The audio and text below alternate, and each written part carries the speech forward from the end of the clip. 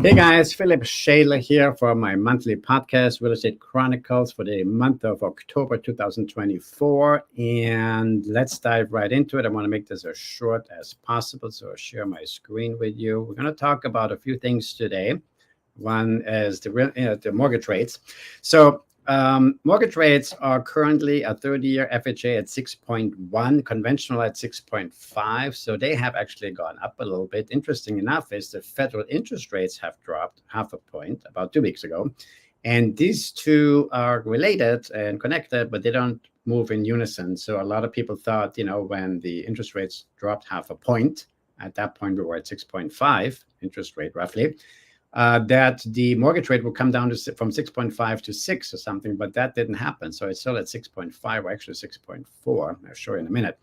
Another thing really quick I want to talk about, I sent to 3 of my buyers who I know are getting ready to tour a home soon. Before touring a home, I have emailed you the BRBC, which is the broker representation compensation, right? Form that has to be filled out now prior to viewing a property or touring a property with an agent. So this is the derivative of the National Association Realtor lawsuit. This is the fallout, and if I don't do that, I get a $2,500 fine. So anyway, I've emailed it to you guys, and you should have it in your email. Please also check your spam folder. Current U.S. inventory, single-family residences only, this is houses only, not including townhouses and condominiums, are at 732,000. Total, including townhouses and condominiums and single-family residences, are 940,980. The homeowner safety tip. So I had this last time on my podcast, and I got a lot of emails and inquiries about it. So I'm not associated with the company at all, and I'm going to show you later how that works exactly. Let's just look at mortgage rates real quick. So this is, let me just refresh it and make sure it is still that. Yeah, 6.62 is basically what Mortgage News Daily says. Now, my buddy at Ron Glasser at Mac Mortgage can do a little bit better. A conventional 30-year fixed is 6.41. FHA 30-year fixed is 6.1. Again, this went up a little bit. This is a little bit lower, but this is an interesting chart, and this should give you an idea how the market is, what the market is doing right now, the real estate market across the U.S., right? So this is U.S. existing home sales. What's on the market? We're at 3.86 million. In a healthy state, we should be at 6.5 or 6 million at least, but 6.5 would probably be about a 6-month supply, which would balance out the market. So we're not balanced out at all. We still have reduction here. Now, this could also be because less buyers are on the scene because the rates are higher. They're waiting for the rates to drop. And a lot of buyers are, I hear different things. So when you Google it, it says that the election does not affect the real estate market, right? I kind of beg to differ sometimes, because right now I'm talking to a lot of people and they're waiting to see who wins the election, because based on what the election brings, there might be higher rates, lower rates. Why would they buy now? So right now, everybody just seems to be clamping, not everybody, but a lot of people seem to be clamping up and not wanting to make a large purchase, which kind of makes sense. This is also interesting. I want to show you real quick. This is from Altus Research, which I like these guys because they do very good. They do very good reporting. They check everything in the market, right? They check every house that's being sold every week, every day, and keep a track of inventory. So I have a listen here from last week. And there are now 34% more homes on the market than a year ago. Last year, inventory was rising by almost 2% per week in the middle of October as home buyer demand deteriorated. This week, it fell by 0.25%. So the inventory trends are very different compared to a year ago. There are 34% more homes on the market now, but just a few weeks ago, that was a 40% difference. So that's compressing now each week. Some of this week inventory decline was helped by Western Florida, which had a lot of withdrawn listings and very few new listings due to the 2 hurricanes. Tampa has several percent fewer homes for sale now than a couple of weeks ago. Of the big cities which experienced increased inventory for the year, Phoenix has not yet peaked. Denver has not yet peaked. Denver has more unsold inventory now than at any time in the last decade. Southern California inventory probably peaked for the year. LA has more homes on the market than a year ago, but fewer than other recent years. Dallas and So inventory tick down for this week. You can watch this report if you go to YouTube and just type in Altos Research. You can see this exact report that I just showed. You can see the full length of it. I don't want to, play this now and show you the whole thing here. This is also, let me just share this screen with you really quick here, just to get into this. This is another one from Fred. And this is the total inventory, active listing count in the United States right now, as of September 24th. So it's always lagging a month, right? Updated October 3rd, 940,980. So this is the total inventory. Again, earlier I mentioned to you that 1.5 million, 1.6, even 2 million would be a healthy market, which it is not right now. This is what I want to talk to you about really quickly. I got a lot of inquiries about that. Again, I have no association with the company. I bought it on Amazon. It's about $350. I installed it myself. It was fairly easy to install. Highly recommend this because here's the thing. If you have a flood, we really want to avoid a flood at all costs, I would say, right? And here's why. First of all, you don't want to deal with the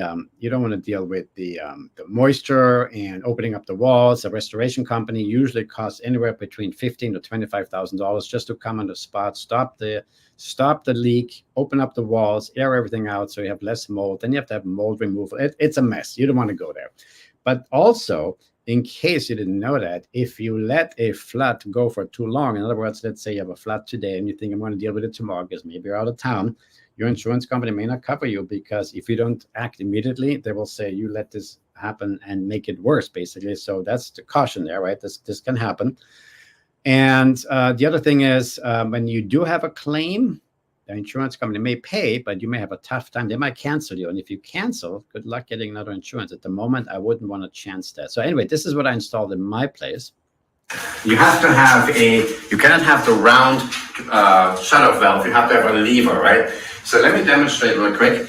This is one of the sensors, and I have a wet paper towel here. This is where you place this wherever there's water, under the sink, where there's a washer. So now let's say these three contacts, the moment they have water, let's see what happens here. I'll put this down. Here comes the alarm. Anyway, so if you have any questions about this, I would highly recommend this. These guys, you get about 3. The unit is about. So you can see this is definitely I think it's a big deal because it was easy to install. Anywhere I go with my phone, I can go open up the app and turn off the water. Even if I'm on a trip, you can put a schedule on it. Like, let's say the water turns off from 8 a.m. till 6 p.m., whatever.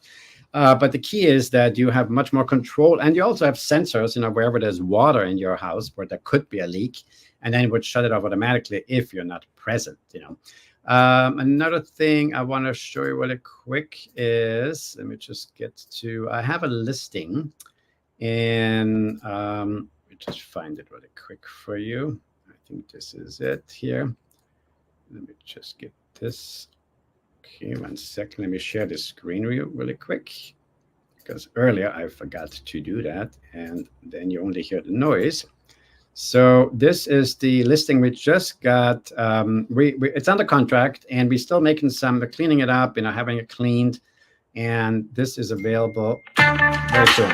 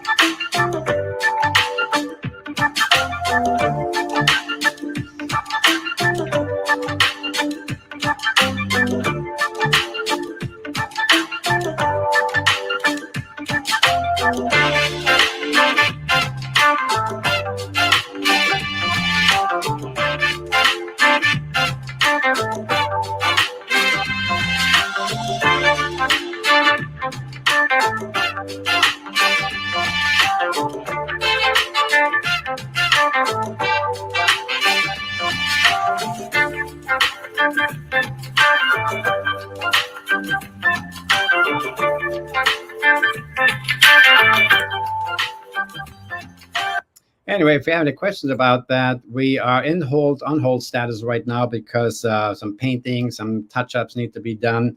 And honestly, I'm not allowed to show the property while it's on hold status.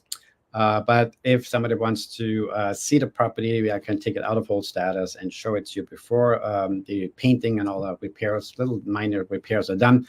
Also, by the end of the year, there's another 2-bedroom, 2-bath condo probably coming up on 18th Street. It's a penthouse. It's up at top. It's a 4-story building, I believe, and it's on top. It's a really nice unit. So I haven't gotten that yet signed, but in negotiations. So that's a possibility, right? Anyway, if you have any questions, please call me at 310-918-2360. If you'd like a free consultation or a evaluation of your home, I'd be glad to do so. Or if any real estate related questions about the market, let me know. In the meantime, thank you so much for watching, and I'll